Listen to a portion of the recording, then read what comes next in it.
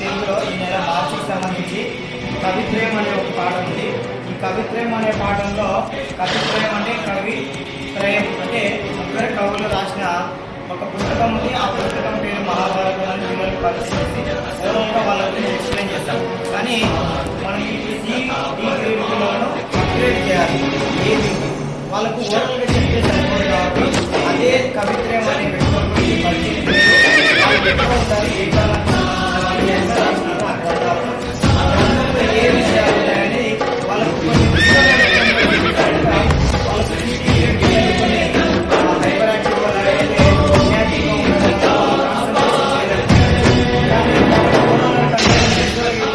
కాన్సన్ట్రేషన్తో వింటారు. అప్పుడు మనం చెప్పే టాపిక్ కాస్త గుర్తుపెట్టుకుంటారనే ఉద్దేశంతో కొన్ని మనం విజువల్గా ప్రయత్నించి ఇంకా సిఈడి గ్రేడ్ పిల్లలను కనీసం BA-కి నిదానంగా తీసుకోవచ్చు. ఆ ఉద్దేశంతో మనకు కవిత్వంలో ముగ్గురు కవుల గురించి ఇక్కడ ఓనర్గా రాసి పెట్టాం. ఇంట్రెస్ట్ ఉంటే పిల్లలు చదువుకుంటారు, లేకపోతే మనం ఎక్స్ప్లెయిన్ చేస్తాం పిల్లలతో. ఇక్కడ అన్నయ్య అనే వ్యక్తి ఎట్లా ఉంటారని ఒక చిన్న బొమ్మ చూపిస్తాం.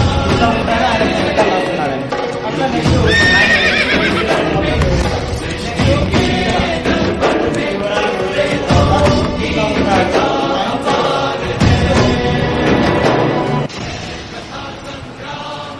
లాస్ట్కు ఎర్రన్న ఉన్నాడు. ఎర్రన్న ఇట్లా పై విధంగా బొమ్మలు ఉండేట్టున్నారు. వాళ్ళు కొన్ని పుస్తకాలు రాసినారు. అందరు కలిసి ఒకే పుస్తకం రాసినారు. ఇప్పుడు ఆ పుస్తకం ఎట్లా ఉంటుంది అనేది ఆ పుస్తకంలో ఉండే అంశాలు ఏంటనేది తెలుస్తారు. ఇక ముగ్గురు కలిసి ఒకే పుస్తకం రాసినారు. 18 పర్వాలు దాంట్లో కలిసి కూడా సేవ్ చేసుకుని రాసినారు. ఆ మొత్తం 18 కలిసి 18 పర్వాలు అనేది ఒక పుస్తకం. ఆ పుస్తకం పేరే మహాభారతం. ఇంకా ఆ పిల్లలకు ఈ మహాభారతంలో ఇట్లా ఒక మహాభారతంలో ఇట్లా ఉంటుంది. దాంట్లో పాత్రలు మహాభారతంలో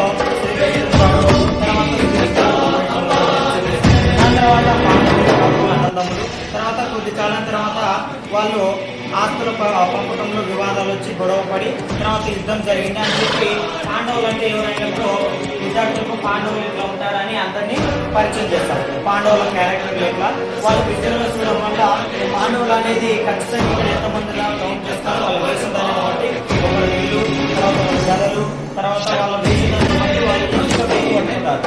అప్పుడు వాళ్ళకి మనం ఓవరాల్ వాళ్ళకి వాళ్ళ వేషధారణ బట్టి ఈజీగా గుర్తుపడతారు. నెక్స్ట్ కౌరవులందరి పేరు 100 మంది చెప్పకపోయినా ఇంకా 100 మంది ఉన్నారు. వీళ్ళందరూ కలిసి కూటమిగా ఏర్పడి ఏం జరిగిందనేది విద్యార్థులకు ఈ మహాభారతం గురించి చిన్న కథ చేసిన తర్వాత ఈ కథ అంతా ఎవరు రాస్తారంటే ఈ ముగ్గురు కవులు రాస్తారు. ఆ కథ పేరు మొత్తం మహాభారతం. దాంట్లో కొన్ని పాత్రలు చెప్పేస్తున్నారు. వీళ్ళని దేవుళ్ళ రూపంలో ఇప్పుడు గుళ్ళలో వాళ్ళ ఇళ్ళలో చిత్రపటం ద్వారా చూస్తూ ఉంటారు. కాబట్టి మనము ఓన్లీ ఎలాంటి వాళ్ళు ఎవరు అనుకుంటారు. వాళ్ళు నాకే బొమ్మ ఆధారంగా చిత్రాలు చూపిస్తే మా ఇంట్లో పటాలు ఉన్నాయి పలానా లైవ్ లేకపోతారు. విద్యార్థులు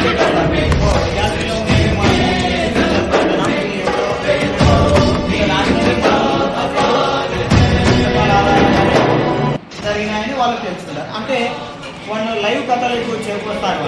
వాళ్ళ నిత్య జీవితంలో ఎక్కడైతే ఏవైతే చూస్తుంటారో ఎక్కడైనా పిల్లల్లో వాటిని చూడడం వల్ల ఈ పుస్తకాల్లో ఉండేవి మన చుట్టూ ఉండాలి అని వాళ్ళు అర్థం చేసుకోవడం వల్ల సీటీ నుంచి కష్టపడి ఢిల్లీకి వెళ్ళడానికి అవకాశం ఉంది. అంటే డైరెక్ట్ ఓవరాల్ చెప్పాలంటే కొన్ని గుర్తుండాలి అనేది కొన్ని యాక్టివిటీ రూపంలో చేస్తే బాగుంటుంది.